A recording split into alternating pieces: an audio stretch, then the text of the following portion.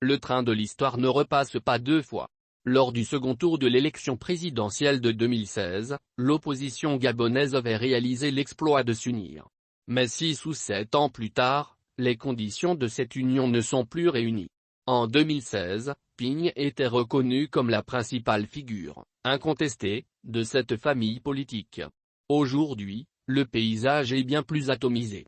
À 80 ans, le leader de la CNER n'incarne plus l'avenir. Ses principaux lieutenants Jean Yegendon, Frédéric Massavala, René Ndemezo-Obian, Féfé Onanga ont depuis rejoint la majorité.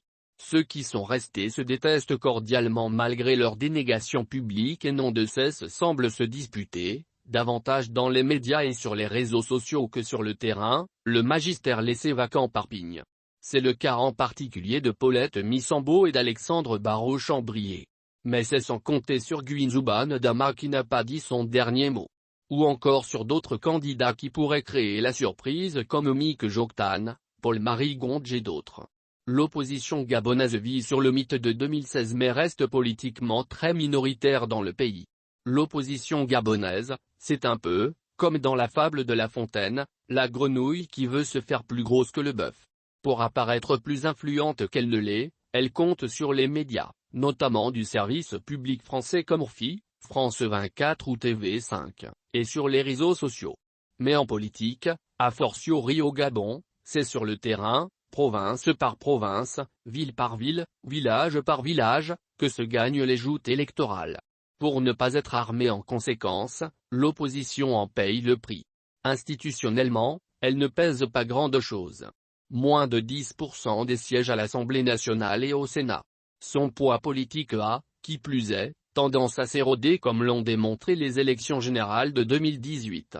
Pour l'opposition, s'unir apparaît comme une fin en soi. L'idée que tente d'accréditer l'opposition, c'est qu'unie, elle peut l'emporter.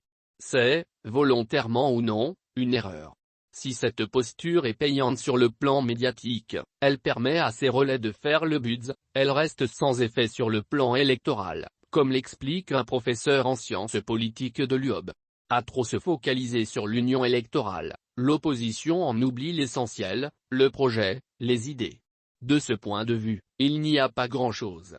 Du coup, si certains Gabonais sont sensibles à son discours de dénonciation, celle-ci peine à incarner une alternative crédible aux yeux de la majorité, explique, à juste raison, l'universitaire.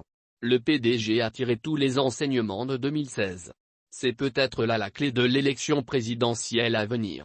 Car, n'en déplaise à certains acteurs ou commentateurs qui voient la réalité non telle qu'elle est mais telle qu'ils voudraient qu'elle soit, le PDG a son destin entre ses mains. La clé de l'élection présidentielle de 2023 n'est pas dans les mains de l'opposition. Elle est dans celle du PDG, insiste le même professeur en sciences politiques de l'UOB. De ce point de vue, l'attitude, la stratégie de l'opposition n'ont que peu d'impact. Or, il serait bien naïf de penser que le parti majoritaire rééditera en 2023 les erreurs commises en 2016. Cette fois-ci le parti présidé par Ali Bongo Ondimba, ultra-majoritaire, a pris les devants et mène une campagne de terrain rigoureuse dans chacune de 9 provinces du pays. La mobilisation est générale et la concentration maximale. La stratégie est radicalement différente. Le manque de préparation et l'excès de confiance, manifestes en 2016, ne sont plus qu'un lointain souvenir.